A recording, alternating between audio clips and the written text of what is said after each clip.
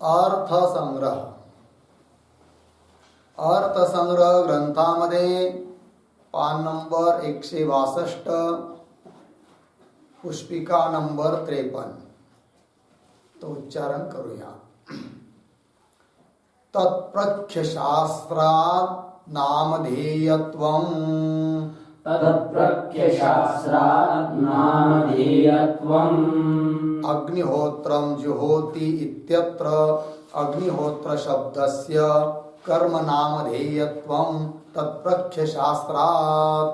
अग्निहोत्रं जुहोति इत्यत्र अग्निहोत्र शब्दस्य कर्म नामधेयत्वं तत्प्रख्यशास्त्रात्. तस्य गुणस्य प्रख्यापकस्य प्रापकस्य शास्त्रस्य विद्यमानत्वात् अग्निहोत्र शब्दः कर्म नामधेयम् इति यावत्.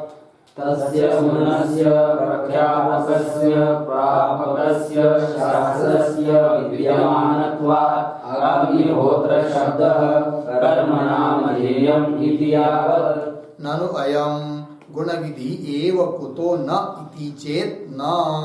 ननु अयं गुणविधि एव कुतो न इति चेत् न.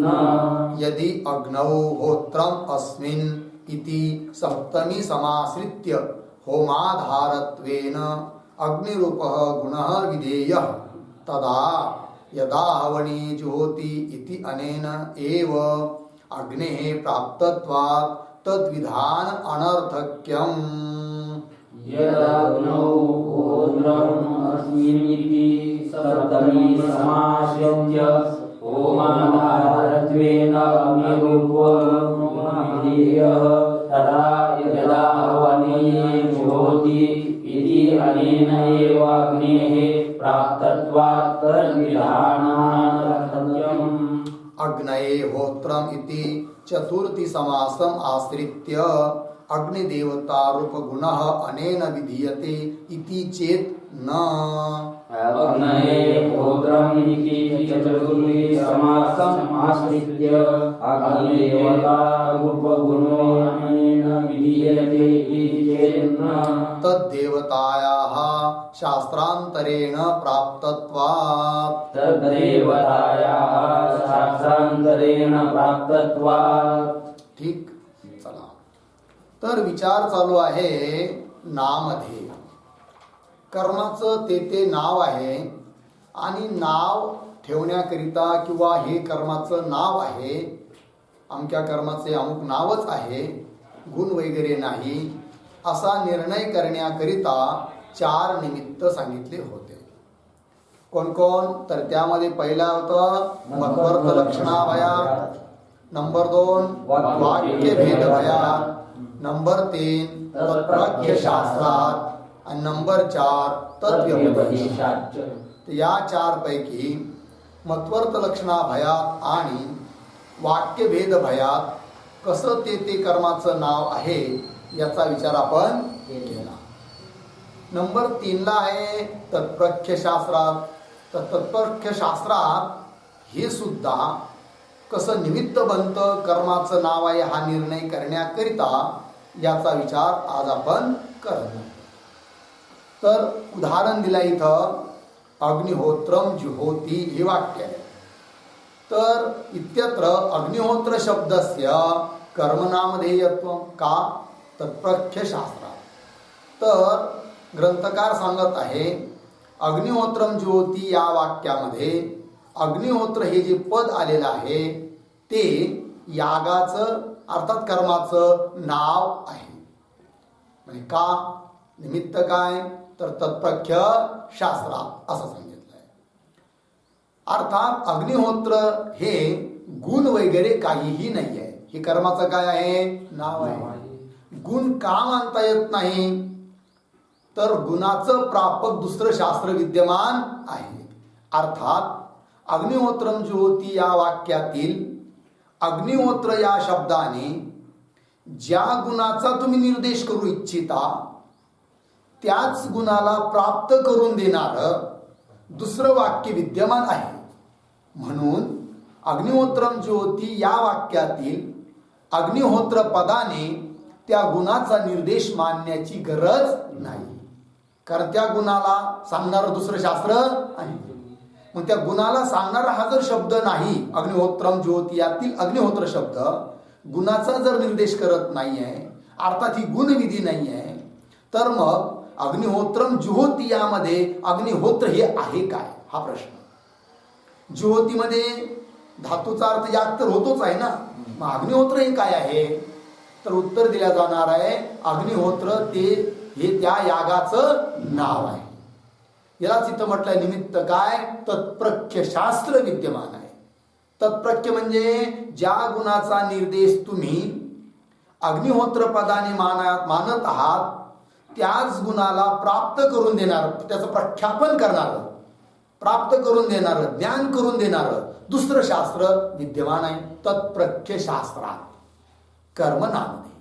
लागलं पंक्ती पहा. अग्निहोत्रम ज्योती इत्यत्र या ठिकाणी अग्निहोत्र शब्दस्य, अग्निहोत्र शब्द जो आहे तो कर्मनामधेय येतो. कर्माचं काय आहे, नाव आहे. नामधेय म्हणजे नाव आहे. का, तत्प्रख्य शास्त्रात. आता सर्वात अगोदर तत्प्रख्य शास्त्र या शब्दाचा काय भाव आहे, शब्दाचं काय सामर्थ्य आहे की नाही, अर्थ काय आहे, त्याचं कथन करतायत ग्रंथकार. तर शब्द आहे तत्प्रख्य, तर त्याचा विग्रह करून लिहित आहेत ग्रंथकार पंक्तीमध्ये तस्य, आहे की नाही. तत्प्रख्य मतलब क्या, तस्य. तस्य शब्दाचा अर्थ केला गुणस्य. प्रख्यापकस्य याचा अर्थ केलाय प्रापकस्य, शास्त्रस्य विद्यमानत्वात्. तस्य प्रख्यापकस्य शास्त्रस्य विद्यमानत्वात्. मुख्य अर्थाला त्याचं प्रापक शास्त्र विद्यमान असल्यामुळे, म्हणजे त्याचं म्हणजे कुणाचं हो, तर तस्य याचा अर्थ केला गुणस्य. प्रख्यापकस्य म्हणजे प्रापकस्य, गुणाचं गुणाला प्राप्त करून देणारं शास्त्र विद्यमान आहे. म्हणून अग्निहोत्र शब्द कर्म नामधेयम इति यावं. अग्निहोत्र शब्द हे कर्माचं काय आहे, नाम. आता कसं काय याचा सविस्तर विचार खालच्या ओळीत येऊ राहिला. त्यापूर्वी इथं तस्य गुणस्य आधी आलंय ना, त्याच्यावर लिहू एक पंक्ती. तर गुणस्य बराबर, गुणस्य बराबर द्रव्य देवतादि रूप गुणस्य, द्रव्य देवतादि रूप गुणस्य अर्धविराम प्रख्यापकस्य बराबर प्रापकस्य, प्रापकस्य बराबर ज्ञापकस्य, ज्ञापकस्य विद्यमानत्वात्. पूर्णविराम. पुढे गुणस्य शास्त्रांतरेण प्राप्तौ सत्यां, गुणस्य शास्त्रांतरेण प्राप्तौ सत्यां पुनः अनेन, पुनः अनेन तस्य विधानम असंगतम, तस्य विधानम असंगतम. पूर्णविराम. उद्धरण चिन्हात अप्राप्ते शास्त्रम अर्थवत, उद्धरण चिन्ह बंद. अप्राप्ते शास्त्रम अर्थवत इति न्यायात. पूर्णविराम. अतः कर्म नामधेयम इति भाव.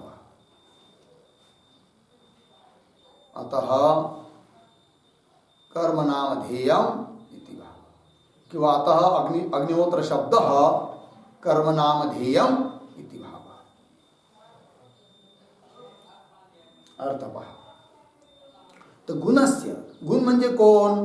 तर गुण शब्दाचा अर्थ द्रव्य देवतादिरूप गुण आहे की नाही. जसं न्यायशास्त्रामध्ये रूप रस गंध वगैरे गुण आहेत, तसले गुण नाहीत.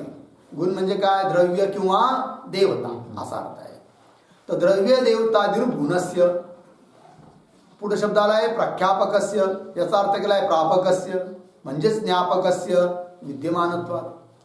त्या गुणाचं ज्ञापक शास्त्र विद्यमान आहे. तेच दिलंय खालच्या वेळी भाव स्पष्टीकरण केलंय. गुणस्य शास्त्रांतरेण प्राप्तौ सत्या. गुण अन्य शास्त्राच्या द्वारे प्राप्त असल्यामुळे, प्राप्त असता पुन्हा अनेन, पुन्हा याच वाक्याने, या वाक्याने म्हणजे अग्निहोत्रम ज्योती इत्यादी वाक्याने तस्य विधानम असंगतम, पुन्हा त्याचं विधान करणं असंगत आहे.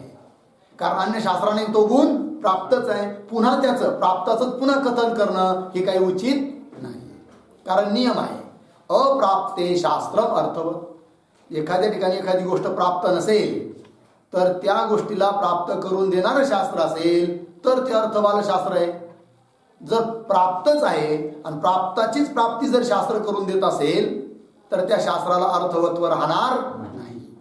अप्राप्ते शास्त्रम अर्थवत इति न्यायात, या नियमानुसार. म्हणून अतः अग्निहोत्र शब्द कर्म नामधेय. अग्निहोत्र शब्द या ठिकाणी काय आहे? कर्माचं नाव आहे. ठीक आहे.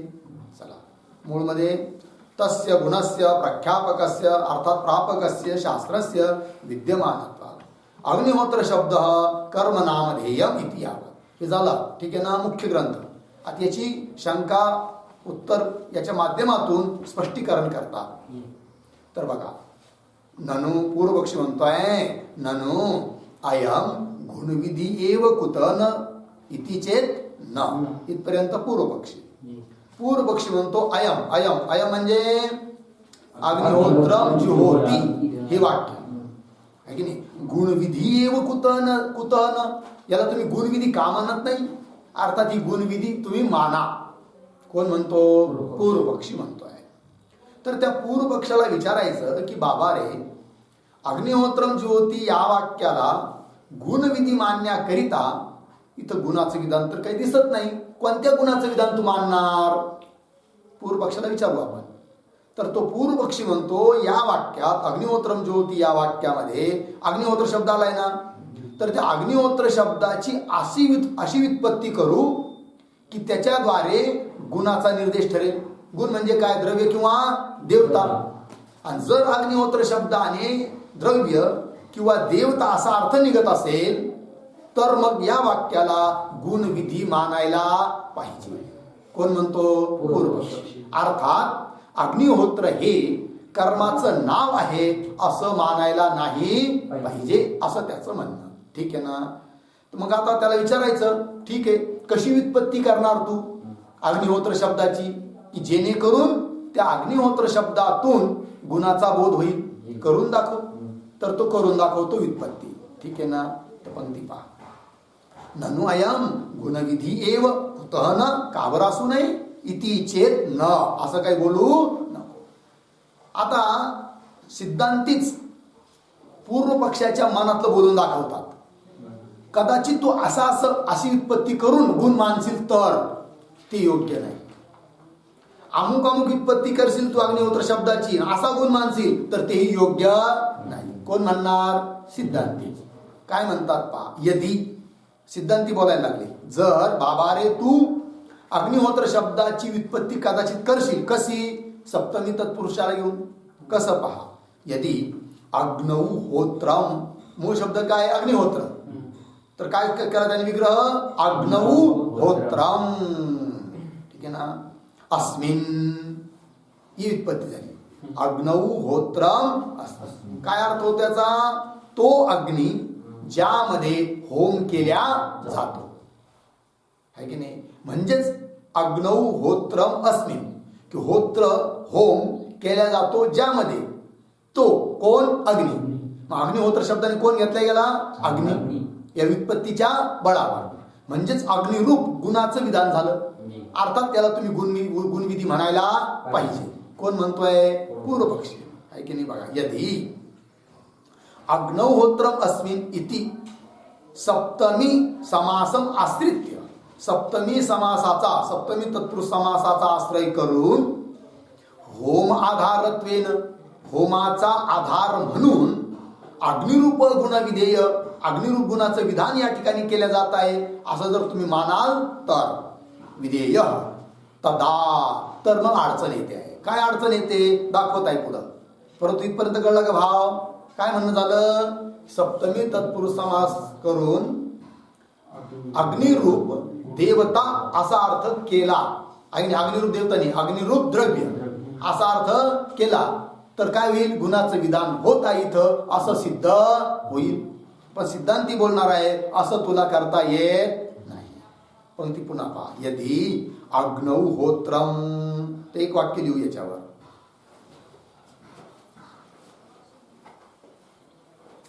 यदि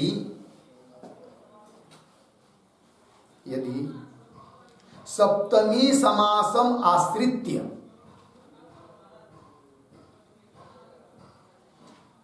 सप्तमी समासम आश्रित्य अग्निहोत्र पदम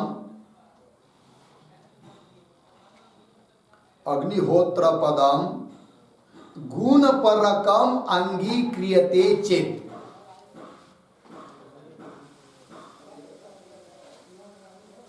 गुणपरकम अंगीक्रियते चेत इत्यर्थ. हा याचा भाव झाला. अंगीक्रियते चेत इत्यर्थ. बघा अर्थ. यदि जर सप्तमी समासम आश्रित्य, सप्तमी तत्पुरुष समासाचा आश्रय करून अग्निहोत्र पद गुणपरकम, गुणपरक आहे असा अंगीकार करत असाल तर काय अडचण? तदा, इथून पुढे त्या अडचण दाखवणार आहे. परंतु अग्निरूप गुणाचं विधान कशा करता? तर इथं याच ओळीत शब्द दिला आहे होमाधारत्वेन, होमाचा आधार म्हणून अग्निरूप गुणाचं विधान. पण होम म्हणजे काय हो? की ज्याचा आधार म्हणून तुम्ही अग्निरूप गुणाचं विधान करायला निघाले. तर होमाधारत्वेन याच्यावर एक ओळ लिहूया. होमाधारत्वेन बराबर देवतोद्देशक द्रव्य प्रक्षेप, देवतोद्देशक द्रव्य प्रक्षेप अत्र होम पदार्थ, होम पदार्थ पूर्णविराम. तस्य आधारत्वेन इत्यर्थः, तस्य आधारत्वेन इत्यर्थः पूर्णविराम. अधिकरण रूप अग्नि इति यावत्,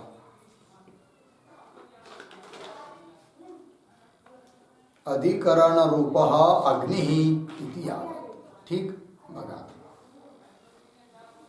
तो होमाधारत्वेन, होमाचा आधार म्हणून. तो होम म्हणजे काय तर दिलाय देवतोद्देशक द्रव्य प्रक्षेप, देवताच्या उद्देशाने, देवतांकरिता जे द्रव्य आहेत, यज्ञीय द्रव्य आहे की नाही, पुरोडाश वगैरे किंवा ते समिधा वगैरे, तर देवतेच्या उद्देशाने द्रव्याचा अग्नीमध्ये टाकणे, त्याला म्हणतात होम. मग तो टाकण्याकरिता आधार म्हणून कोण पाहिजे? अग्नी. अग्नीतच टाकलं जाईल ना, इतर टाकलं जाईल. म्हणून देवतोद्देशक द्रव्याचा जो प्रक्षेप, त्या प्रक्षेपाचं नाव इथं होम. मग तस्य आधारत्वेन, त्या प्रक्षेपाचा आधार म्हणून कोण पाहिजे? अग्नी. आणि आधार म्हणून अग्निगुणाची आवश्यकता आहे. मग आधारत्वेन अग्निरूप गुणाचं विधान माना असं. तर अधिकरण रूप अग्नि इति यावत लागला अर्थ. पंक्ती पहा मूळमध्ये. यदि अग्नौहोत्रम अस्मिन इति सप्तमी समासमाश्रित्य, सप्तमी तत्पुरुष समासाचा आश्रय करून होमाधारत्वेन, होमाचा आधार म्हणून अग्निरूप गुण विधेय, अग्निरूप गुणाचं विधान माना. जर असं मानलं तर काय ठरेल? अग्निहोत्रम ज्योती काय होईल? मग गुणविधी होईल, आहे की नाही? पण असं म्हणता येत नाही, सिद्धांती सांगतात. म्हणजे का म्हणता येत नाही? माना की गुणविधी, आता व्युत्पत्ती करून दाखवली आम्ही. अग्निहोत्र शब्दाने गुणाचा निर्देश होऊ राहिला, अग्निरूप गुणाचा. गुणविधी मानायला तुम्हाला काय अडचण आहे आता? तर सिद्धांत सांगतात तदा, जर तुम्ही असं करू लागला तर ज्या अग्नीचा तुम्ही निर्देश करू पाहता ना आधार रूपाने, त्या अग्निरूप गुणाचं विधान करणारं अन्य शास्त्र विद्यमान आहे. आणि जर अन्य शास्त्र विद्यमान आहे तर पुन्हा म्हणजे ज्याचं विधान अगोदर झालेलं आहे त्याचंच पुन्हा अग्निहोत्र शब्दाची व्युत्पत्ती करून डबल विधान मानणे हे काही उचित नाही. म्हणून तसं म्हणता येत नाही. अर्थात अग्निहोत्रम ज्योती याला गुणविधी म्हणताच येणार नाही. तर होईल काय? अन्य शास्त्र की अग्निरूप आधार म्हणून अग्नी, त्याचं विधान करणार जे अन्य शास्त्र ते काय ठरेल? व्यर्थ ठरेल. पंक्ती पहा. तदा यदा हवनीय ज्योती हे अन्य शास्त्र आहे की नाही? यदा आहवनीय ज्योती, आहवनीय नावाचा अग्नी, अग्नीचं एक नाव आहे आहवनीय अग्नी. तर आहवनीय ज्योती इति अनेन एव अग्नेः प्राप्तत्वात्, इति अनेनैव म्हणजे या वाक्याच्या द्वारे अग्नीची प्राप्ती आहे. अग्नीचं विधान झालेलं आहे. ज्याचं एकदा विधान झालं आहे पुन्हा त्याचंच व्युत्पत्ती करून अग्निहोत्र शब्दाने विधान म्हणता येत नाही. तर हे शास्त्र यदावनी ज्योती हे शास्त्र काय ठरेल? व्यर्थ होईल. पंक्ती पहा. यदावनी ज्योती इति अनेन एव अग्नेः प्राप्तत्वात् तत् विधान अनर्थक्यम, त्या अग्नीचं विधान यदावनी ज्योती याचं विधान व्यर्थ ठरेल. ठीक आहे ना जी? तत् विधान अनर्थक्यम असं लिहिलंय बघा. तर एक वाक्य लिहू याच्यावर.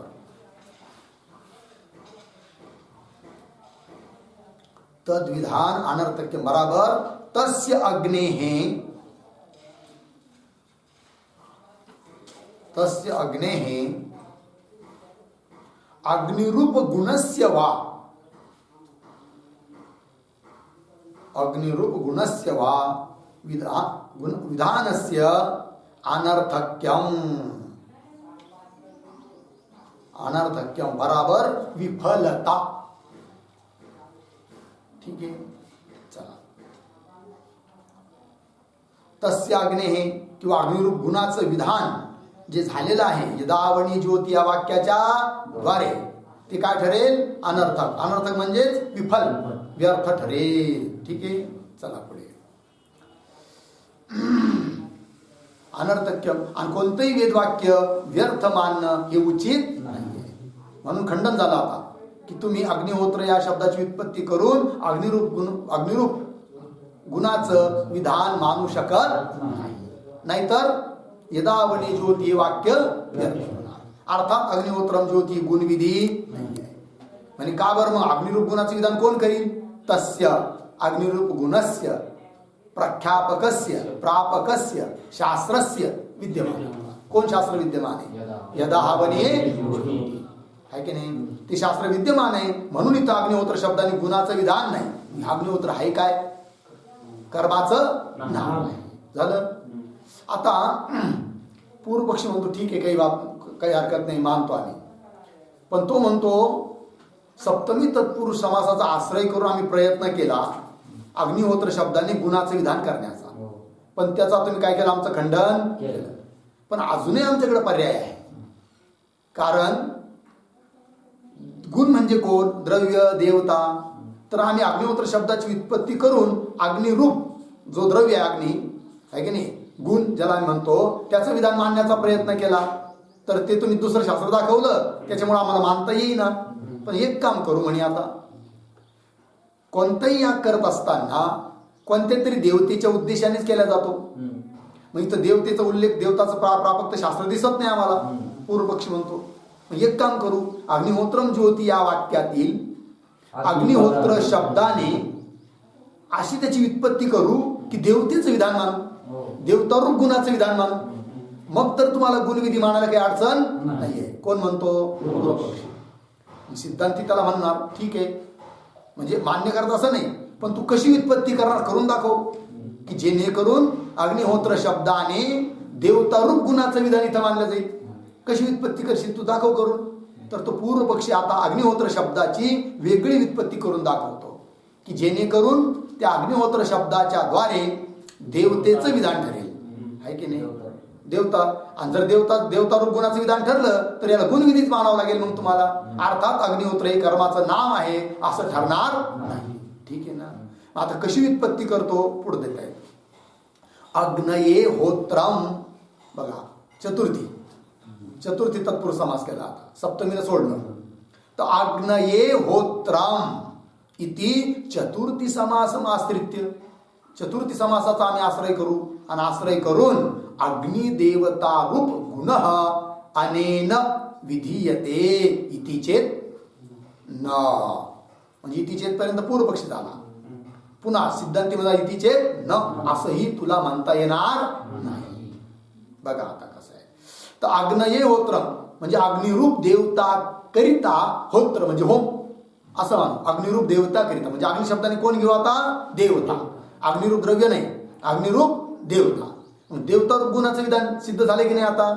पंक्ती पहा. अग्नये होत्रम इति चतुर्थी समासम आश्रित्य, चतुर्थी तत्पुरुष समास करून त्याचा आश्रय करून अग्निदेवता रूप गुण, अग्निदेवता रूपी गुण अनेन विधीयते. अनेन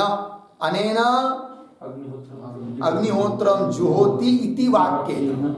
अग्निहोत्रम जुहोती या वाक्याच्या द्वारे अग्निदेवता रूप गुणाचं विधान आहे असं आम्ही मानतो. कोण म्हणतो? पूर्वपक्षी. आणि म्हणून तुम्ही काय करू नका, अग्निहोत्र हे कर्माचं नाव आहे असं मानू नका. मग काय माना? ही गुणविधी आहे असं माना. कोण म्हणतो? पूर्वपक्षी. पंक्ती पहा. अग्निहोत्रमिति चतुर्थी समासमाश्रित्य अग्निदेवता रूप गुण अनेन विधीयते इति चेत न. उत्तर देतात तद्देवतायाः शास्त्रांतरेण प्राप्तत्वात्. तर सिद्धांती उत्तर दिलं आहे. तद्देवताया, तद अग्निरूप देवता.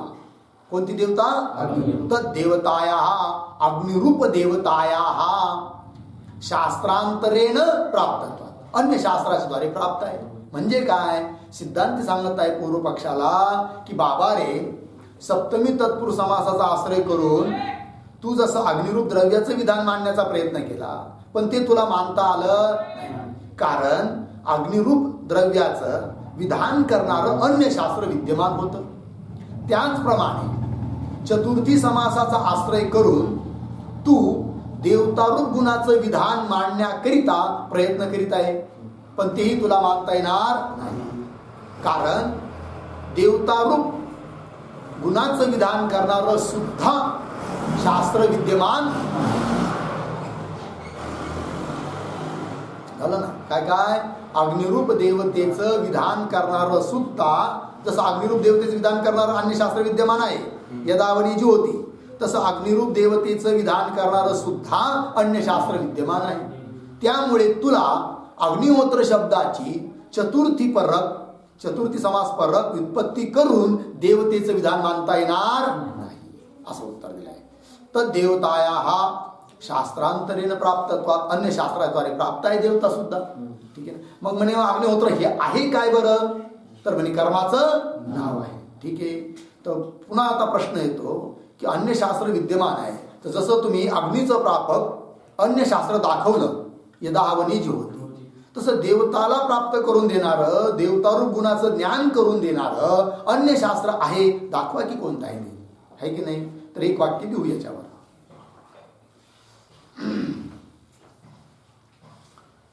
अग्निर्ज्योतिरग्नि,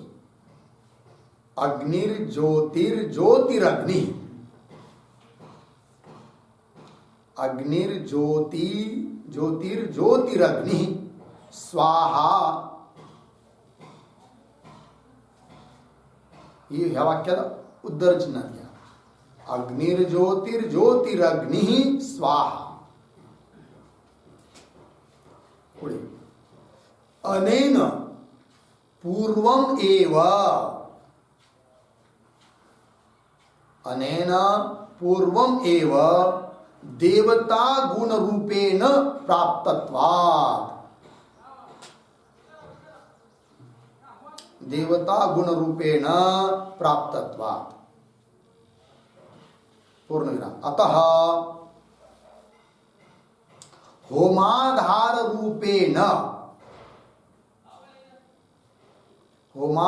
रूपेण अग्नि गुणः प्राप्तः अग्नि गुणः प्राप्तः उद्धरणचिन्हात यदावनी जुहोति इति अनेन शास्त्रेण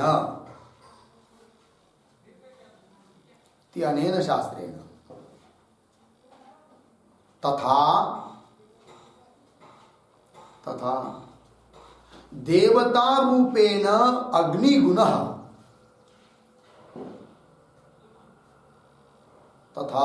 देवता रूपेण अग्निगुणः प्राप्त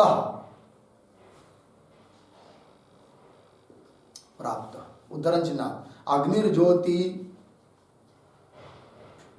इति शास्त्रेण अग्निर्ज्योतिर्ज्योतिरग्निर्स्वाहा इति शास्त्रेण पूर्णविराम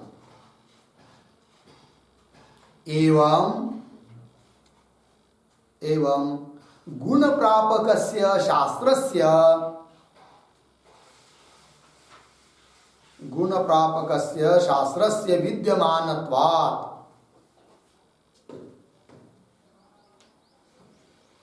विद्यमानत्वात् अग्निहोत्रं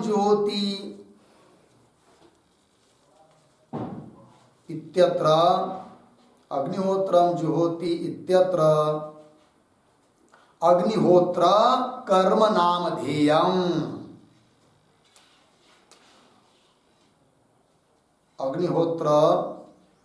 नामधेयम्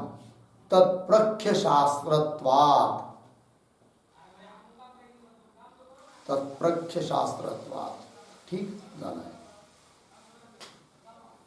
बघा आता अर्थ अग्निर्ज्योती ज्योतिरग्नि स्वाहा अनेन पूर्वमेव म्हणजे अग्निहोत्रम ज्योती या वाक्याच्या अगोदरच तिथं वेदामध्ये अग्निर्ज्योती ज्योतिरग्नि स्वाहा हे वाक्य आलेलं आहे आणि या वाक्याच्या द्वारे अग्निरूप देवतेचं विधान झालेलं आहे आणि जर अग्निरूप देवतेचं विधान अगोदरच झालेलं आहे तर पुन्हा त्या अग्निरूप देवतेचं विधान अग्निहोत्रम ज्योती या वाक्यातील अग्निहोत्र शब्दाने तुम्हाला मानता येत नाही व्युत्पत्ती करून देवता अर्थ निघू राहिला परंतु जो अर्थ निघू राहिला जे गुण द्योतित होऊ राहिला अग्निहोत्र शब्दाने व्युत्पत्तीच्या बळावर त्या गुणाचं देवतारूप गुणाचं प्रापक अन्य शास्त्र तर विद्यमान आहे म्हणजे तत्प्रख्य शास्त्र अन्य विद्यमान असल्यामुळे अग्निहोत्रम ज्योती या वाक्यातील अग्निहोत्र शब्दाने देवतेचं विधान म्हणता येत नाही अर्थात गुणाचं विधान नाही अर्थात अग्निहोत्रम ज्योती गुणविधी नाही आहे काय अग्निहोत्र कर्माचं नाव आहे तेच दिलं बघा अग्निर्ज्योती ज्योतिरग्निस्वा अनेन पूर्वमेव देवता गुणरूपेण प्राप्तत्वात् आता म्हणून आता एकंदर सारांश सांगतात टिप्पणीमध्ये आता होमाधार रूपेण अग्नि गुण प्राप्त होमाचा आधार म्हणून जो अग्निरूप गुण तोही प्राप्त आहे कोणत्या शास्त्राने यदा हवनीये ज्योती या वाक्याने अनेन शास्त्रेण तथा त्याचप्रमाणे देवता रूपेण अग्निगुण प्राप्त देवता रूप जो अग्नि देवता रूपाने अग्निगुण तो देखील प्राप्त आहे अन्य शास्त्राच्या द्वारे कोणतं शास्त्र ते अग्निर्ज्योती ज्योतिरग्नि स्वाहा या वाक्याच्या द्वारे शास्त्रेण एवं अशा रीतीने गुणप्रापकस्य शास्त्रस्य विद्यमानत्व गुणाला प्राप्त करून देणारं शास्त्र विद्यमान असल्यामुळे अग्निहोत्रम ज्योती या वाक्यातील अग्निहोत्र हा शब्द कर्माचं नाव आहे गुण नाही याला निमित्त काय हे कर्माचं नाव आहे ठरवण्याकरिता निमित्त काय तत्प्रख्य शास्त्र झालं हे हा एक विषय इथं झाला आता याच्यावर अजून पुढे चर्चा सुरू होते आहे थोडीशी पुढच्या पुष्पिकेमध्ये पान नंबर 163, पुष्पिका नंबर 54. चर्चा या विषयावर होणार आहे की इथं देवतेला प्राप्त करून देणारं शास्त्र, अन्य शास्त्र कोणतं सांगितलं?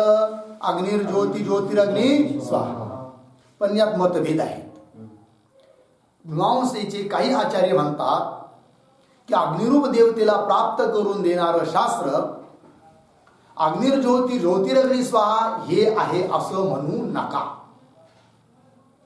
म्हणजे मग कोणतं माना? तर येऊ राहिलं इथं यद अग्ने अग्नये च प्रजापतये च सायं ज्योती हे शास्त्र माना. म्हणजे याच्यावर आता मतभेद झाले.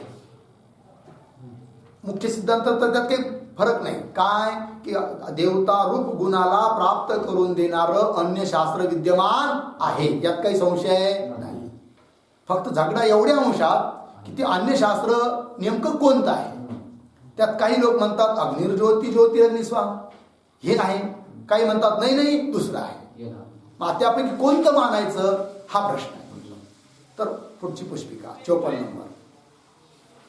किम तत् शास्त्रांतरम इति चेत, वाचायचं नाही एकदा.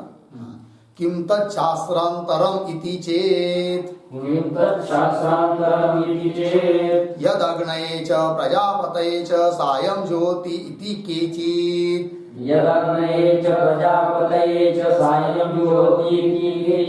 अपरे तु अग्निर्ज्योति ज्योतिरग्नि स्वाहा इति मंत्रवर्णः एव अग्निरूपदेवता प्रापकः. अग्निर्ज्योतिर्ज्योतिरग्नि स्वाहा इति मंत्रवर्णः एव अग्निरूपदेवता प्रापकः. ननु नहीं काय हा ननु अग्नेः मांत्रवर्णिकत्वे प्रजापति देवतया बाधः स्यात्. ननु अग्नेः मांत्रवर्णिकत्वे प्रजापति देवताया बाधः स्यात्. मंत्रवर्णस्य चतुर्थितः दुर्बलत्वात्. मंत्रवर्णस्य चतुर्थितः दुर्बलत्वात्. यथा अहुः तद्धितेन चतुर्थ्या वा मंत्रवर्णेन वा पुनः. तद्धितेन चतुर्थ्या वा मंत्रवर्णेन वा पुनः. देवताया विधिस्तत्र दुर्बलं तु परं परम्. देवताया विधिस्तत्र दुर्बलं तु परं परम्. इति चेत् न. ठीक है ना. यद अग्नये च प्रजापतये च सायं ज्योति इत्यत्र न केवलं प्रजापति विधानं किन्तु मंत्रवर्ण प्राप्तम् अग्निम् अनुद्य तत्समुच्चित प्रजापतेः. यद अग्नये च प्रजापतये च सायं ज्योति इत्यत्र न केवलं प्रजापति विधानं किन्तु मंत्रवर्ण प्राप्तम् अग्निम् अनुद्य तत्समुच्चित प्रजापतेः. एवं च न बाधः केवल प्रजापति विधानाभावात्. एवं च न बाधः केवल प्रजापति विधानाभावात्. न चत्र समुच्चित उभय विधानम् एव कथं न इति वाच्यम्. न जात समुचितो विधानम् एव कथं न इति वाच्यम्. समुचित उभय विधानापेक्षया अन्यतः प्राप्तम् अग्निम् अनुद्य तत्समुचित प्रजापति मात्र विधाने लाघवात्. समुचितो विधानापेक्षया अन्यतः प्राप्तम् अग्निमानुद्य तत्समुचित प्रजापति मात्र विधाने लाघवात्. एवं प्रयाजेषु समिदादि देवतानां समिधो अग्न अज्यस्य व्यन्तु इति इत्यादि मंत्रवर्णेन प्राप्तत्वात् समिधो यजति इत्यादिषु समिदादि शब्दाः तत्प्रख्य शास्त्रात् कर्म नामधेयम्. एवं प्रजायेषु समिदादि देवतानां समिधो अग्न आज्यस्य व्यन्तु इत्यादि मंत्रवर्णेभ्यः प्राप्तत्वात् समिधो यजति इत्यादिषु समिदादि शब्दाः तत्प्रख्य शास्त्रात् कर्म नामधेयम्. ठीक बघा आता.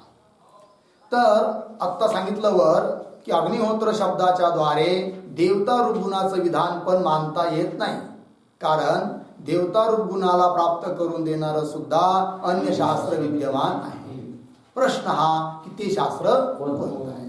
तोच प्रश्न केला जाता इथं किम तत् शास्त्रांतरम, ते अन्य शास्त्र कोणतं आहे मग सांगा. इति चेत सांगताय यद अग्नयेच प्रजापतेच सायं ज्योती इति केचित. केचित म्हणजे काही लोक म्हणतात की ते अन्य शास्त्र देवतारूप गुणाला प्राप्त करून देणारं शास्त्र हे आहे. कोणतं? यद अग्नये च प्रजापतये च सायं ज्योती हे वाक्य आहे असं काही लोक म्हणतात. कोण म्हणतात ते?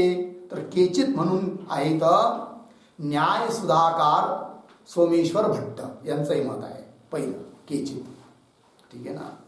न्याय सुधाकर ग्रंथाचं नाव आहे, त्या ग्रंथाचे कर्ते आहे सोमेश्वर भट्ट, त्यांचं हे मत आहे. ठीक आहे ना. आणि हे ब्राह्मण वाक्य आहे. कोणतं? यद अग्नयेच प्रजापतेच सायं ज्योती. हे कोणतं वाक्य आहे जी? ब्राह्मण वाक्य आहे. दोन भाग असतात ना, मंत्र आणि ब्राह्मण. तर मंत्र असतात आणि त्याची व्याख्या म्हणजे ब्राह्मण भाग वेदामध्ये. अपरे तू, आता अपरे म्हणजे अन्य काही दुसरे लोक ते म्हणतात देवतारूप गुणाला प्राप्त करून देणार हे शास्त्र नाहीये. कोणतं? यद अग्नयेच प्रजापती हे नाही आहे.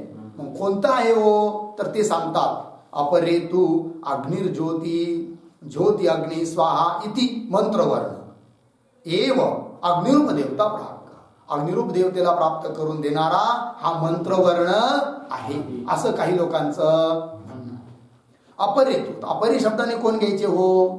तर अपरी शब्दाने येतात शास्त्र दीपिकाकार पार्थ सारथी मिश्र. पार्थ सारथी मिश्र, ठीक आहे ना. शास्त्र दीपिका ग्रंथाचं नाव आहे, त्या ग्रंथाचे कर्ते पार्थ सारथी मिश्र त्यांचंही मत आहे. अपरेतू अग्निर्ज्योती ज्योतिरग्नि स्वा इति मंत्रवर्ण. मंत्रवर्ण म्हणजे काय बरं? मंत्राक्षर, मंत्रातील अक्षर, अग्नि इत्यादी. मंत्रवर्ण एव अग्निरूप देवता प्रापक. अग्निरूप देवतेचं प्रापक आहे. लागलं जी? दोन मते झाले ना, मतभेद झाले ना.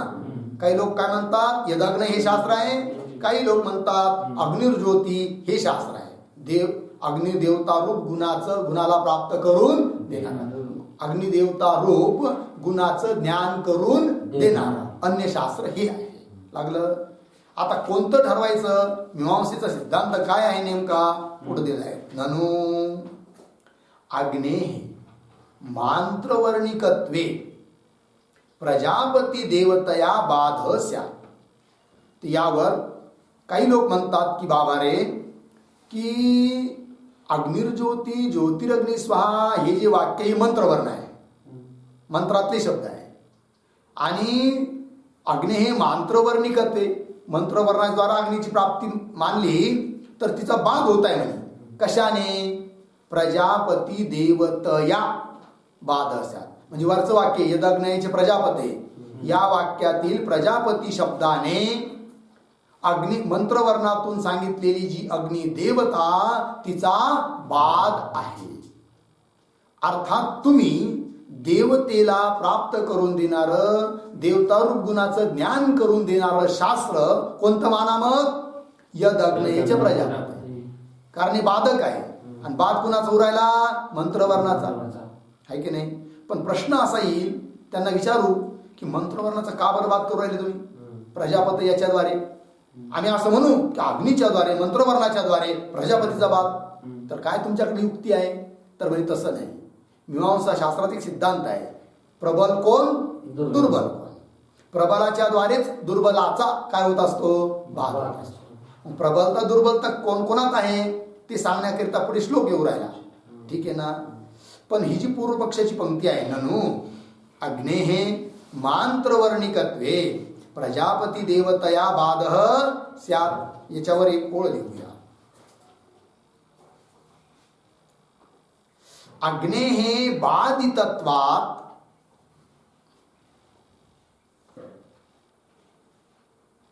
अग्नेहे बाधितत्वात् मंत्रवर्णस्य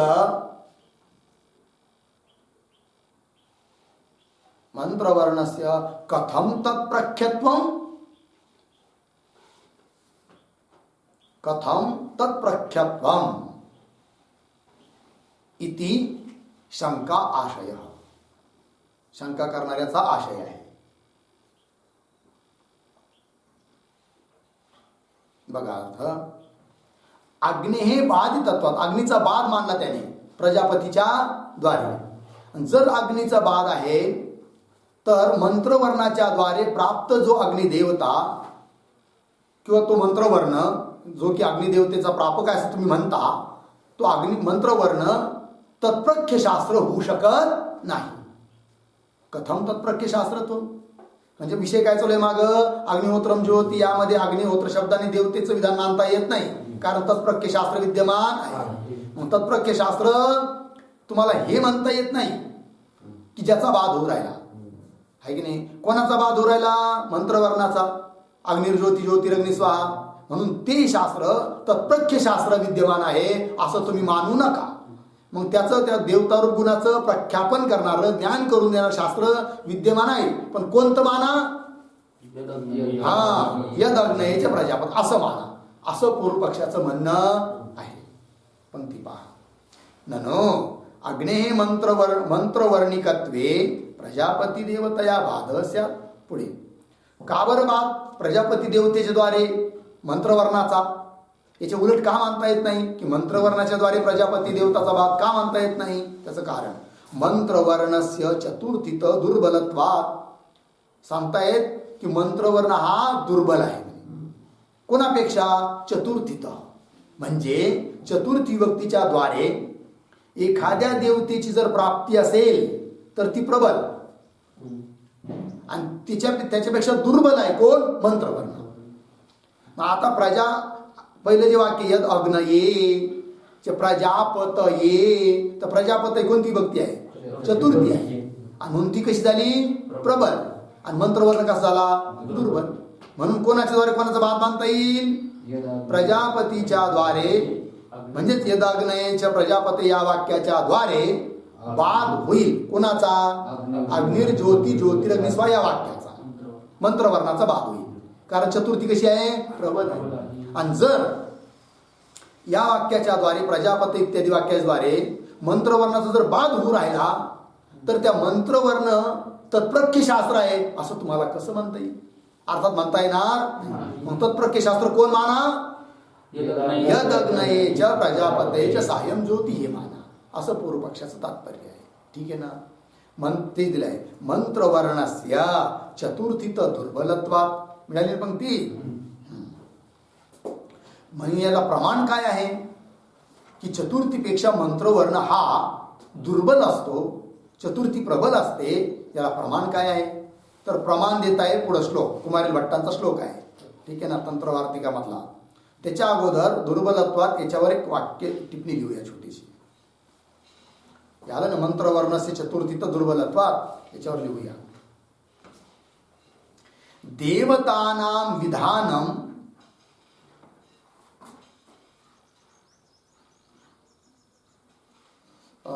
एक मिनिट, दुर्बलत्वात म्हटलंय ना हंत्रवर. हा, ते देवताना हे नंतर कट करा. प्रजापते हे असं घ्या. प्रजापते हे चतुर्थ्या देवतात्वम. प्रजापते हे चतुर्थ्या देवतात्वम. अर्धविराम. अग्नेः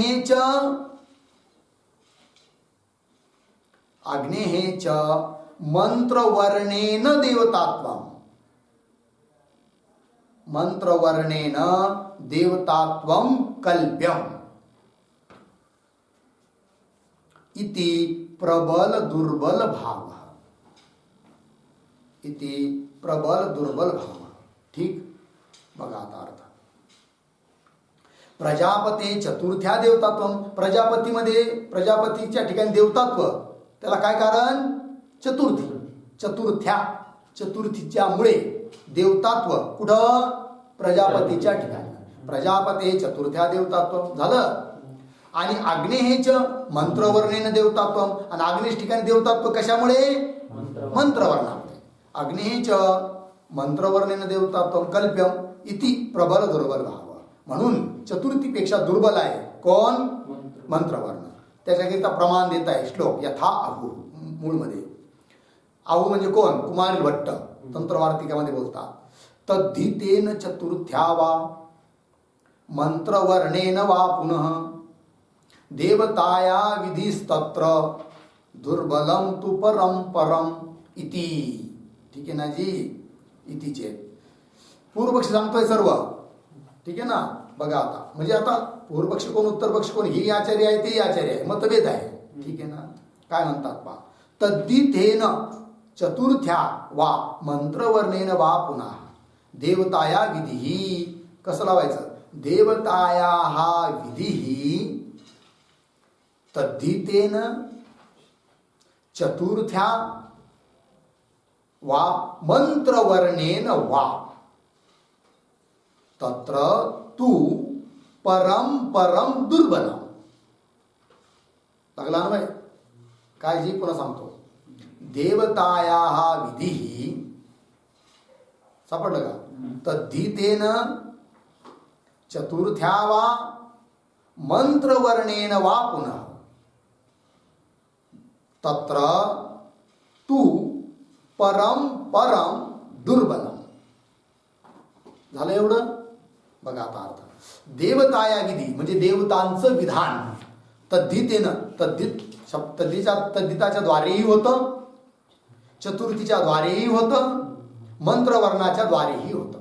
काही ठिकाणी देवतेची प्राप्ती तद्धिताने होते, काही ठिकाणी देवतेची प्राप्ती चतुर्थीने होते, काही ठिकाणी देवतेची प्राप्ती मंत्रवर्णाने होते. बरोबर. परंतु त्यामध्ये त्या ठिकाणी तू परम परम दुर्बल. पहिल्यापेक्षा पुढचे दुर्बल आहे. म्हणजे तद्धित सर्वात प्रबल, त्याच्यापेक्षा दुर्बल चतुर्थी आणि चतुर्थीपेक्षा दुर्बल मंत्रवर्ण असा नियम. आता इथं भांडण कुणाकुणात आहे. चतुर्थी आणि मंत्रवर्ण. म्हणून कुणाच्या द्वारे कुणाचा बाद मानला पाहिजे. चतुर्थीच्या द्वारे मंत्रवर्णाचा बाद मानला पाहिजे. प्रमाण आहे. बरोबर आहे की नाही. प्रमाण दिलं पूर्वपक्षाने. झाले इथपर्यंत. याच्यावर एक टिप्पणी लिहूया. नंतर कसा पुन्हा बोलतात सिद्धांती ते पाहूया. आता लिहूया टिप्पणी. देवतानां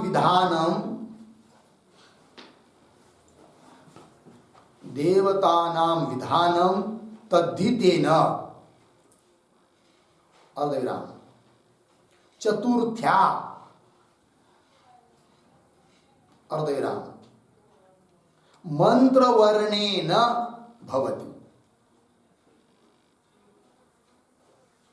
मंत्रवर्णेन भवति पूर्णविराम.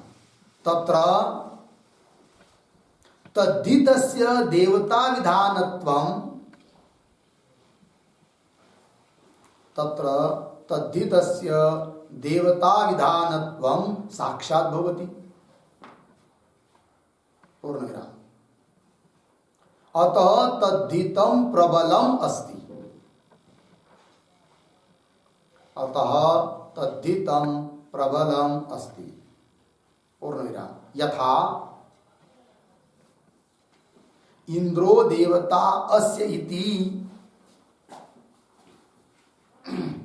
इंद्रो देवता अस्य इति ऐन्द्रम हविः.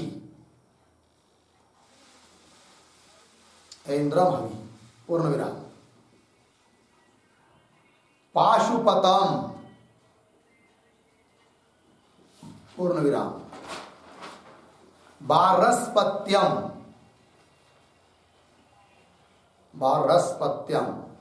पूर्णविराम. उदाहरण चिन्हात सूत्र. सा अस्य देवता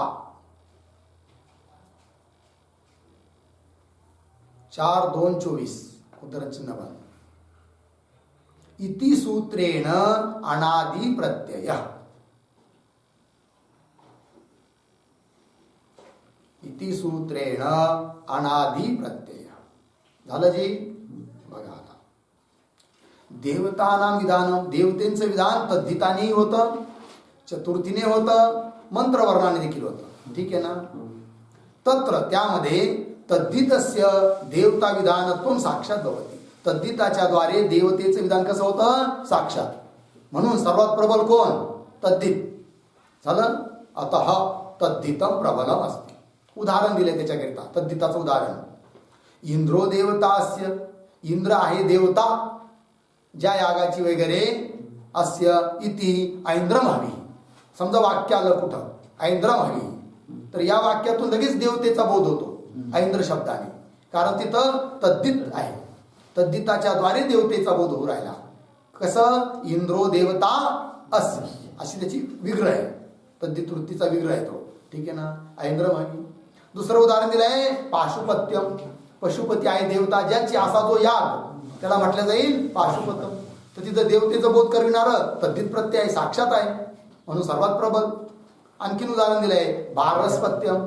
बृहस्पती आहे देवता ज्या यागाची, त्याला म्हणायचं काय भारस्पत्यम, साक्षात देवतेचे विधान आहे. सा अस्य देवता इति सूत्रेण अनादि प्रत्यय झालेला आहे.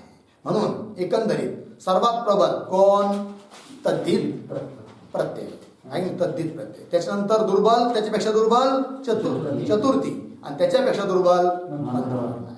मग इथं प्रजापती देवतेची प्राप्ती कशाने आहे चतुर्थीने, आणि यदाग्नी या वाक्याच्या द्वारे देवतेची प्राप्ती मानली तर ती कशाने मंत्रवर्णाने. अग्निर्ज्योती ज्योतिरग्निस्वा या वाक्यातील अग्नि शब्दाने जर देवताची प्राप्ती मानली तर ती कशाने मंत्रवर्णाने, आहे की नाही. मग आता प्रबल कोण आहे चतुर्थी, त्याच्यापेक्षा दुर्बल कोण मंत्रवर्ण. म्हणून ते म्हणतात की तुम्ही अग्निरूप देवतेचं प्रापक शास्त्र अग्निर्ज्योती ज्योतिरग्निस्वा मानू नका.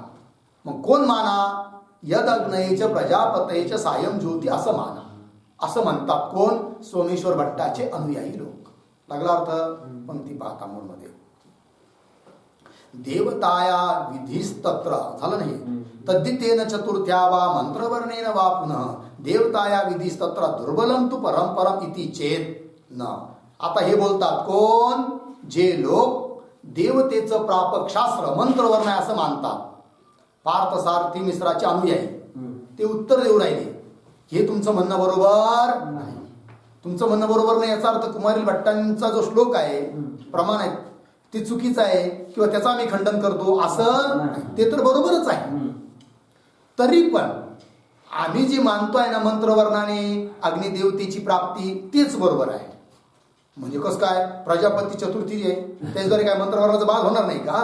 अहो बाद झाला असता पण इथं होणार नाही, आहे की नाही. कोण म्हणतात पार्थ सारथी मिश्राचे अनुयायी लोक, इथं बाद होणार नाही. का बाद होणार नाही, अन्य ठिकाणी चतुर्थीच्या द्वारे मंत्रवर्णाचा बाद होतो आणि इथं का होणार नाही मग बाद, त्याचं उत्तर देऊ राहिले कोण पार्थ सारथी मिश्राचे अनुयायी लोक. लागला अर्थ. पाहिती चेतना यद अग्नयेच प्रजापतयेच सायं ज्योति इत्यत्र न केवलम प्रजापति विधानम किंतु मंत्रवर्ण प्राप्तम अग्निम अनुद्य तत्समुचित प्रजापते. म्हणून बाद होणार नाही.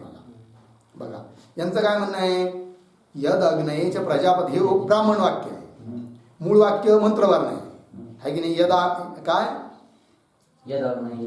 नाही आता दिलं ना, अग्निर्ज्योती ज्योतिरग्निस्वा हे मंत्रवर्ण आहे की नाही. त्याच्यातून अग्निदेवतेची प्राप्ती आहे असं आमचं म्हणणं आहे.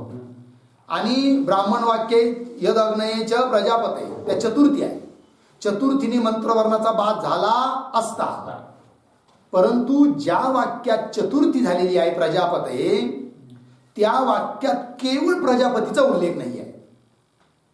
जर केवळ प्रजापतीचा उल्लेख असता तर मंत्रवर्णाच्या द्वारे प्राप्त अग्नीचा म्हणजेच मंत्रवर्णाचा बाद झाला असता. पण ज्या वाक्यात चतुर्थी आलेली आहे प्रजापती या वाक्यात, त्या वाक्यात मंत्रवर्णात आलेली अग्निदेवता त्याचा अनुवाद पूर्वक चतुर्थीचा उल्लेख आहे. म्हणजे त्याचं खंडन करून चतुर्थी प्रजापती असं म्हटलेलं नाही. अर्थात अग्निसहित प्रजापतीचा उल्लेख आहे. एकाचा अनुवाद आहे, एकाचं विधान आहे, अनुवाद पूर्वक विधान आहे. जर अग्निदेवता मान्य नसती तर मंत्रवर्णातील अग्निदेवतेचा अनुवाद या ब्राह्मण वाक्यात झालाच नसता. चतुर्थी ज्याच्यात आहे परंतु त्याने अनुवाद केलाय ना, याचा अर्थ प्रजापती इत्यादी जरी चतुर्थी असली तरी त्याच्याद्वारे मंत्रवर्णाचा बाद होऊ शकत नाही, कारण अनुवाद पूर्वक चतुर्थीचं विधान आहे.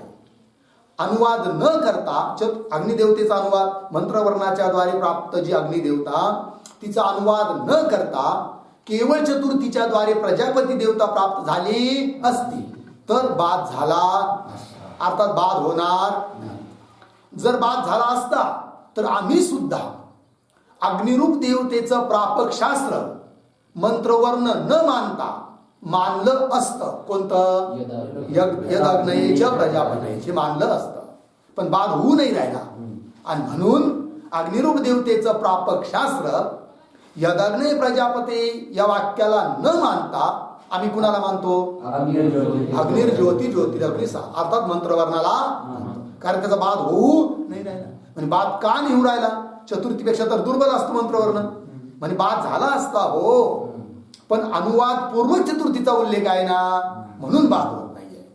आणि म्हणून आम्ही देवतेचं प्रापक शास्त्र अग्निरूप देवतेचं प्रापक शास्त्र कोण मानून राहिलो? अग्निर्ज्योती ज्योतिरग्नि स्वाहा. लागली संगती? पंक्ती पहा.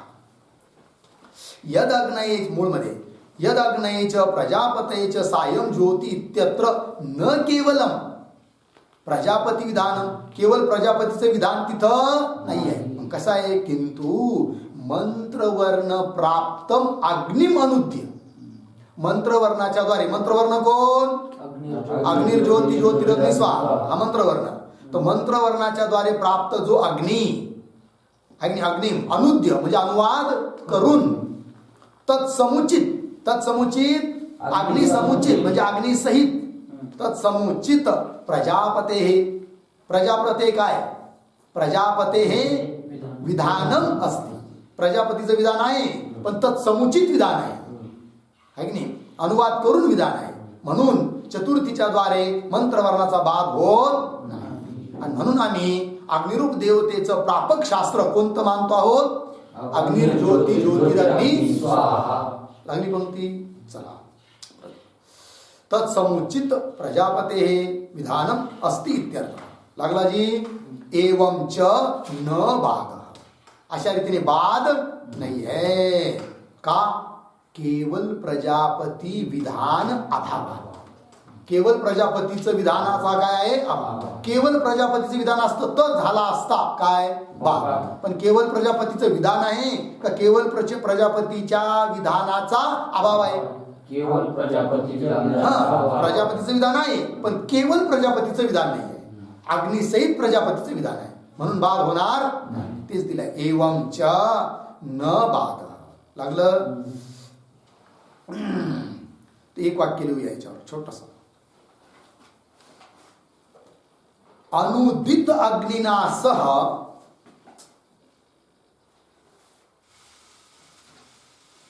अनुदित अग्निना सह प्रजापते विधानात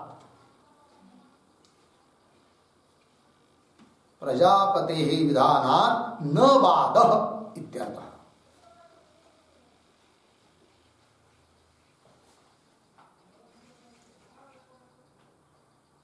ठीक आहे जी.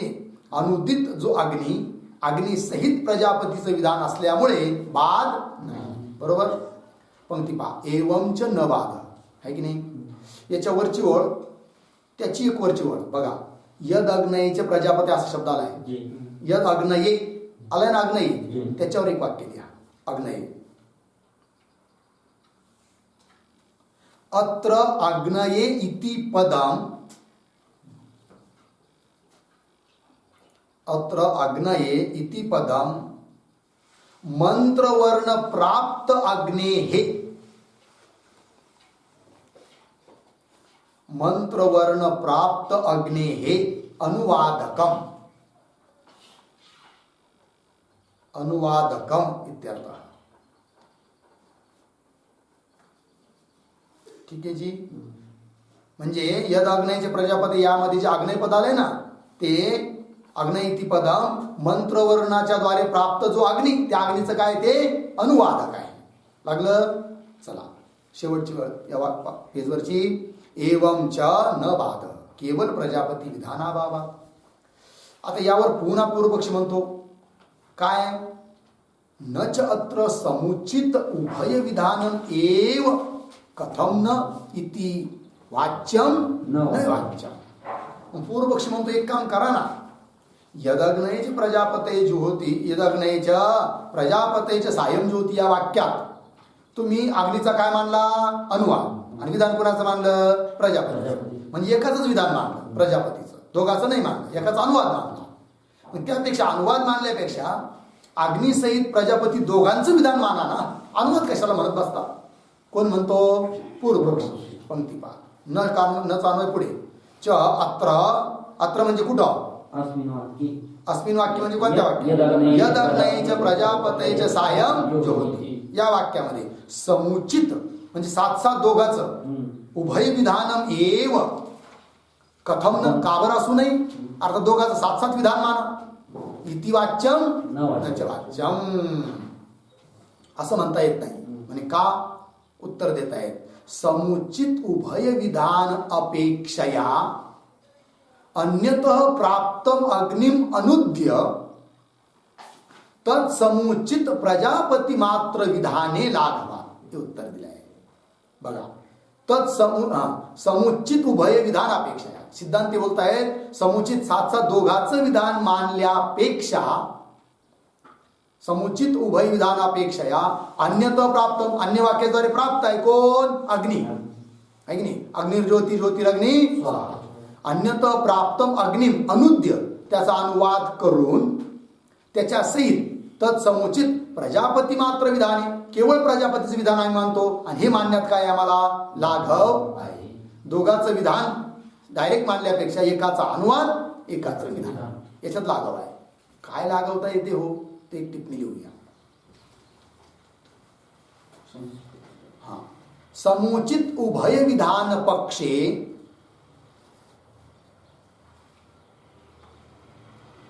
समुचित उभय विधान पक्षे प्रजापती विशेषणतया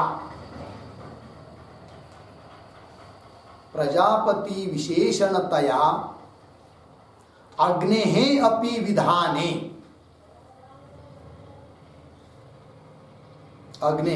विधाने वाक्यभेद स्यात्.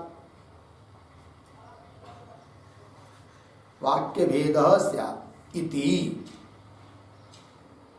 मंत्रवर्ण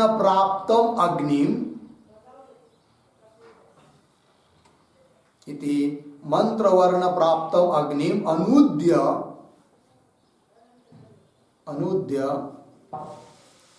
तत्समुचित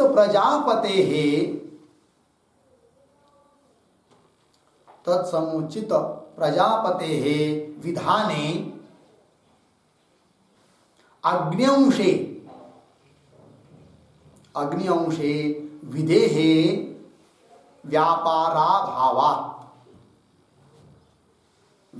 व्यापाराभावात् लाघवम्. पूर्णविराम. एवं विधाने न अग्नेः प्रजापतिना बाधः इति भावः. न अग्नेः प्रजापतिना बाधः इति भावः. ठीक बघा अर्थ. बघा समुचित उभय विधान पक्षे पूर्व पक्षाच्या म्हणण्यानुसार जर समुचित सात दोघांचं विधान मानलं तर समुचित उभय विधान पक्षे प्रजापती विशेषणतया अग्नि अपि विधाने प्रजापतीचं विशेषण म्हणून अग्नीचंही काय मानावं लागतं? विधान. अग्नि अपि विधाने मग होईल काय? वाक्यभेद असा. कारण दोघांचं विधान एकाच वाक्याद्वारे जर मानायचं असेल तर काय होईल? वाक्यभेद. आणि वाक्यभेद काय आहे? दोष आहे. असा दोष पण येऊ राहिला अग्नी. केव्हा? समुचित दोघांचं विधान मानलं तर सात दोघांचं विधान मानलं तर म्हणजे एकाचा अनुवाद एकाच विधान असं नाही मानलं तर वाक्यभेद स्यात् इति. बर.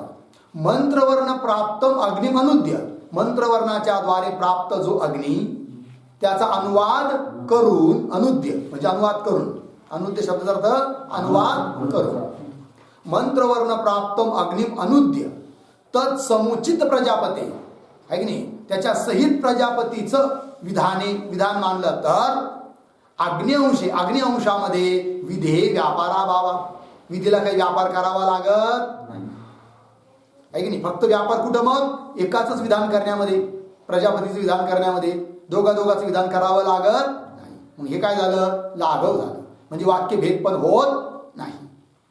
विधेय व्यापाराभावात लाघव एवं विधाने. आणि असं मानलं तर आणखीन एक फायदा काय जी, एवं विधाने न अग्नेहि प्रजापतीना बाध. प्रजापतीना अग्नेहि बाध न, प्रजापतीच्या द्वारे अग्नीचा बाध पण होत नाही. झाला अर्थ एकंदरीत. मग आता अग्निहोत्रम ज्योती या वाक्यातील अग्निहोत्र शब्दाने देवता रूप गुणाचं विधान आहे असंही म्हणता येत का. देवता रूप गुणाला प्राप्त करून देणार अन्य शास्त्र विद्यमान आहे. कोणतं, अग्निर्ज्योती ज्योतिरग्निस्वा, हे मंत्रवर्ण रूप शास्त्र विद्यमान आहे. म्हणून चतुर्थी परत व्युत्पत्ती मानून अग्निहोत्र शब्दामध्ये देवतेचं विधान मानायची गरज नाही. एकंदरीत अग्निहोत्रम ज्योती या वाक्यातील अग्निहोत्र शब्दाने अग्निरूप द्रव्याचंही अग्निरूप जो द्रव्य गुण त्याचंही विधान नाही. अग्निरूप जो देवतात्मक गुण त्याचंही विधान नाही. अर्थात अग्निहोत्रम ज्योती ही गुणविधीच नाही आहे. कळलं की नाही. मग म्हणे ठीक आहे, कोण गुणविधी नाही आहे तर अग्निहोत्रम ज्योती यातील अग्निहोत्र शब्दाचं काय तात्पर्य, काहीच नाही, ते यागाचं नाव आहे. हे सिद्ध झालं. ठीक. आणि मधीच एक विषय निघाला, थोडासा झगडा झाला. काय की ते अग्निरूप देवतेला प्राप्त करून देणार शास्त्र नेमकं कोणतं, तर मंत्रवर्ण आहे का ब्राह्मण वाक्य आहे चतुर्थी. तर त्याच्यावरही उत्तर दिलं की चतुर्थी जरी प्रबल असली तरी तिच्याद्वारे इथं मंत्रवर्णाचा बाध होणार नाही. कारण त्या चतुर्थीचं कथन करणारं प्रजापती या वाक्यात प्रजापती या वाक्यामध्ये मंत्रवर्णाच्या द्वारे प्राप्त जो अग्नी त्याचा अनुवाद करून चतुर्थीचं विधान आहे. म्हणून त्याच्यात बाध्यबाधक भाव नाहीये. आणि म्हणून अग्निरूप देवतेचं प्रापक शास्त्र कोणतं, अग्निर्ज्योती ज्योती. जर त्याचा बाध झाला असता तर देवतेचं प्रापक शास्त्र आम्ही मानलं असतं कोणतं, यज्ञाच्या प्रजापती. पण त्याच्याद्वारे याचा बाध होत नाही. म्हणून देवतेला प्राप्त करून देणारं शास्त्र अग्निर्ज्योती ज्योतिरग्निस्वा हेच आहे. झाला अर्थ. चला आता एवं आणखीन उदाहरण देतात तत्प्रज्ञ शास्त्राचे. म्हणजे तत्प्रज्ञ शास्त्र विद्यमान असल्यामुळे ते कर्माचं नाव आहे हे सांगण्याकरिता आणखीन दृष्टांत. एवं प्रयाजेषु समिधादि देवतानां समिधो अग्न आज्यस्य व्यंतो इत्यादि मंत्रवर्णेभ्य प्राप्तत्वात्. समिधो यजति इत्यादिषु समिधादि शब्दाः तत्प्रज्ञ शास्त्रात कर्म नामधेय. बघा आता अंतिम पंक्ती. समिधो यजति हे वाक्य आहे की नाही. दर्शपूर्ण मास याकरिता 5 प्रयास सांगितलेले आहे. समिधो यजती, तनुपातम यजती, ईडो यजती, बरीर यजती इत्यादी. हे काय आहे, जे 5 प्रयास. त्यातलं एक वाक्य आहे समिधो यजती. आलंय ना, समिधो यजती. म्हणे ठीक आहे, पण हे समिध काय आहे हो. तर कदाचित पूर्व पक्षी म्हणेल समिध हे देवताचं वाचक आहे असं माना, समिध देवते करिता याग असं माना, आहे की नाही, प्रयास. तर उत्तर दिले जात आहे नाही, समिध हे देवता वाचक नाही आहे. कारण देवता वाचक देवताचं कथन करणारं अन्य शास्त्र विद्यमान आहे. म्हणून समिधो यजती या वाक्यातील समिध हे देवताचं वाचक नाहीये, गुणाचं वाचक. म्हणजे मग हे समिध काय आहे, समिधो यजती काहीच नाही, ते कर्माचं नाव आहे. आणि का, याच्याकरिता की समिधो यजतील या वाक्यातील समिध शब्दाच्या द्वारे तुम्ही ज्या देवतेचा उल्लेख करू इच्छिता त्या देवतेला प्राप्त करून देणारं अन्य शास्त्र विद्यमान आहे. म्हणून समिधो यजती या वाक्यातील समिध पदाने देवतेचं विधान मानण्याची गरज नाही आहे. मग म्हणे समिधो यजती, समिध काय आहे, यागाचं नाव आहे. लक्षात आलं. पंक्ती पहा. एवं प्रयाजेषु 5 प्रयास असतात ना. प्रयास म्हणजे काय, छोटी छोटी यागच आहे की नाही. एवं प्रयाजेषु समिधादि देवताना, त्या प्रयाजाकरिता समिधादि देवता आहे आणि त्या देवतेला प्राप्त करून देणारं अन्य शास्त्र विद्यमान आहे. कोणतं शास्त्र आहे ते दिलंय. समिदः समिधो आज्ञ आज्यस्य व्यंतू हे शास्त्र आहे. हे शास्त्र काय सांगतं? समिदादी देवतेला प्राप्त करून देणारं हे शास्त्र आहे. ठीक. एवं प्रयाजेषु समिदादी देवतानां समिध समिधो अग्न्य आज्यस्य व्यंतु इत्यादी मंत्रवर्णेन प्राप्त करा. समिदादी देवताची प्राप्ती या मंत्रवर्णाच्या द्वारे आहे. म्हणून समिधो यती इत्यादीषु या वाक्यांमध्ये समिध ही देवताचं वाचक नाही. मग काय आहे? कर्माचं नाव आहे. का? तत्प्रख्य शास्त्र. त्या देवतेचं प्रापक शास्त्र अन्य विद्यमान आहे. समिधो यती इत्यादीषु समिदादी शब्दा समिदादी शब्द तत्प्रख्य शास्त्रा म्हणजे तत्प्रख्य शास्त्ररूप निमित्ताने कर्म नामधेय. हे कर्माचं नाव आहे. कर्म नामधेय म्हणजे याग नामानी इत्यर्थ. ते यागाचे नाव आहे. समित तनुपात इत्यादी हे काय यागाचे नाव आहे. देवताचे वाचक नाही. कारण त्या देवतेला प्राप्त करून देणारं शास्त्र विद्यमान नाही. झाला अर्थ. तर तत्प्रख्य शास्त्र या निमित्ताने सुद्धा कसं कर्माचं ते नाव ठरलं जातं याचाही विचार झाला. आता राहिलं एक. कोणतं? तत्व्यपदेशात. त्याचा विचार आपण उद्या. ओम पूर्णमदः पूर्णमिदं पूर्णात् पूर्णमुदच्यते पूर्णस्य पूर्ण